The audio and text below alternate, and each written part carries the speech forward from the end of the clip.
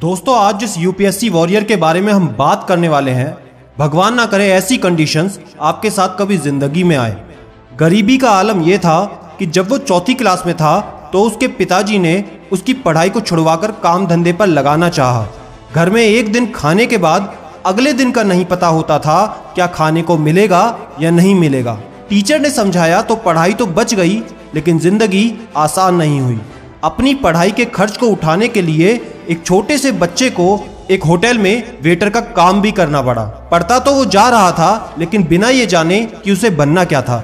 लेकिन जिंदगी में एक ऐसा मोड़ आया जब उसने ये जाना कि मुझे एक अधिकारी बनना है।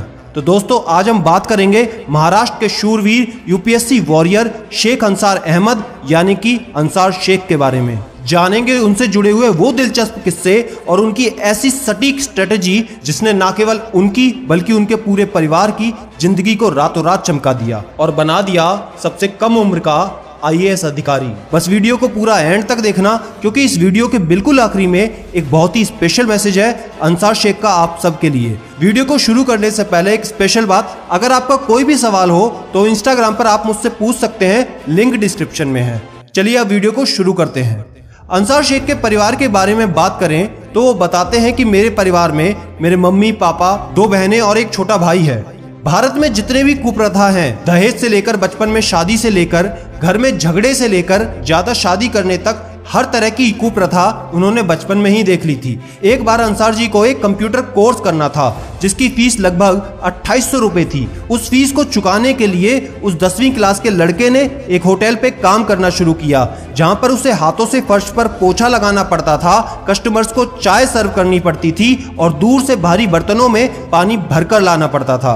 अंसार कहते हैं, मुझे अपनी पढ़ाई को जारी करने के लिए कोई भी काम करना पड़ता था तो मैं बिल्कुल तैयार रहता था, क्योंकि मुझे अपनी पढ़ाई हर हालत में जारी रखनी थी। एक बात को बताते हुए अंसार शेख की आंखों में आंसू आ जाते हैं, लेकिन कॉन्फिडेंस बहुत बढ़ जाता है कि इतने बुरे हालात में जब मुझसे सवाल किया जाता है कि आप जिंदा भी कैसे रह सकते हैं, तो उनका जवाब सिर्फ एक ही आता है कि एजुकेशन, आपकी पढ़ाई। मुझे पढ़ाई करना बहुत पसंद था और मुझे पढ़ना बहुत अच्छा लगता था। अंसार शेख हमेशा अपनी स्पीच में बड़ी बड़ी स्टेजेस से एक जिक्र जरूर करते हैं कि अगर आपको लगता है कि एजुकेशन सिस्टम आपको नीचे दबा रहा है, अगर आपको लगता है आपकी सोसाइटी आपको नीचे दबा रही है, अगर आपको लगता है कि संसाधनों की कमी आपको पीछे घसीट रही है, तो ऐसा बिल्कुल नहीं है।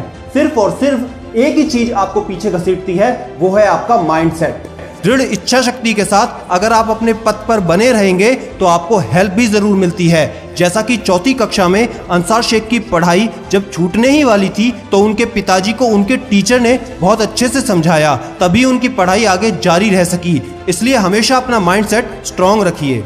सबसे जरूरी बात अंसार शेख बताते हैं कि 11वीं 12वीं की पढ़ाई उन्होंने आर्ट्स से करी और बहुत मन लगाकर उन्होंने पढ़ाई की। उन्होंने अपनी पढ़ाई के दौरान 91% मार्क्स भी हासिल किए और संस्कृत, जो कि उन्होंने सिर्फ 11वीं 12वीं में पढ़ा था, उसमें 100 में से 100 मार्क्स हासिल करें। मार्क्स का जिक्र वो हमेशा इसलिए नहीं करते कि मार्क्स आपको इंटेलिजेंट बताते हैं, बल्कि वो ये बताते हैं कि आप कितने मेहनती हो, कितने हार्ड वर्किंग हो, जो कि यूपीएससी के लिए बहुत जरूरी है। 11वीं 12वीं की पढ़ाई के दौरान वहां के टीचर्स के द्वारा उनको पता चला कि यूपीएससी एक चीज होती है जिसके द्वारा आप कलेक्टर बन सकते हैं, आईपीएस बन सकते हैं। और वहां से उन्होंने डिसाइड किया कि खोने के लिए मेरे पास कुछ भी नहीं है, क्यों ना एक बड़ा दांव लगाया जाए, यूपीएससी की तैयारी को पूरे दमखम के साथ किया जाए।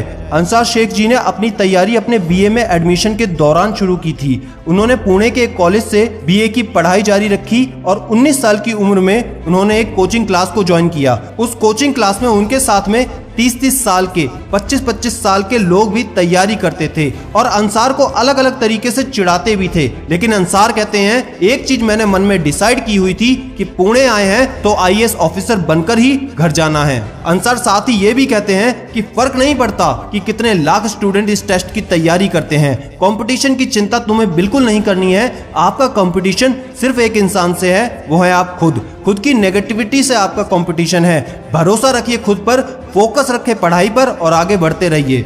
दोस्तों मैं आपसे पूछता हूँ, 21 साल की उम्र क्या होती है, 21 साल की उम्र में आप क्या कर रहे हैं, 21 साल की उम्र में कौन सी गर्लफ्रेंड बॉयफ्रेंड के बारे में आप सोच रहे हैं, 21 साल की उम्र में कौन सी वेब सीरीज आप देख रहे हैं, 21 साल की उम्र में आपका गोल तक डिसाइड नहीं है, 21 साल की उम्र में तुम्हारे पेरेंट्स तुम्हें पढ़ने के लिए बार बार बोलते हैं, 21 साल की उम्र में तुमसे अपना टाइम टेबल तक फॉलो नहीं होता, 21 साल की उम्र में तुम्हें यह नहीं पता चलता कि जिंदगी आसान नहीं होती, आसान बनानी पड़ती है। दोस्त, उसी 21 साल की उम्र में उस लड़के ने मेंस के पेपर जब लिखे तो अंसार कहते हैं दिन में 6 घंटे हमको लिखना पड़ता था, 8000 शब्द लिखने पड़ते थे, लिखते लिखते मेरे हाथ का अंगूठा सूज जाता था जिसको आधे घंटे के लिए गर्म पानी में रखना पड़ता था। कुर्सी पर बैठे बैठे ही लिखते लिखते वो सो जाते थे, कमर का दर्द होना शुरू हो गया था, आंखों के चश्मे का नंबर तक बढ़ चुका था, लेकिन संघर्ष अभी भी जारी था। इंटरव्यू के कुछ दिन पहले ही अंसार जी के जीजा जी चल बसे थे, लेकिन उनकी दीदी ने कहा कि अंसार अपनी पढ़ाई को जारी रखो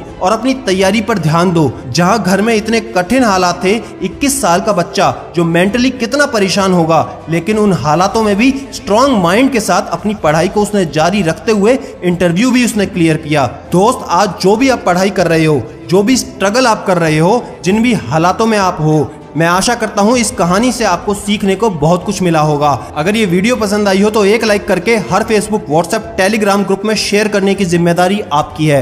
आप अगली वीडियो किस यूपीएससी वॉरियर पर चाहते हैं, ज्यादा से ज्यादा कमेंट करके हमको बताएं। और याद रखना, मैं हूं सिद्धांत शर्मा, कोई है या नहीं, मैं हमेशा आपके साथ हूं। Be happy and stay motivated with सिडीमेनिया। एक रिक्शा चलाने वाले का लड़का अगर आईएएस बन सकता है, जिसने अपनी लाइफ में सारे ऑड्स देखे हो, तो मुझे ऐसा लगता है कि हमारे देश का कोई भी बच्चा, और गरीब से गरीब बच्चा भी, और किसी भी मजहब का बच्चा आईएएस बन सकता है।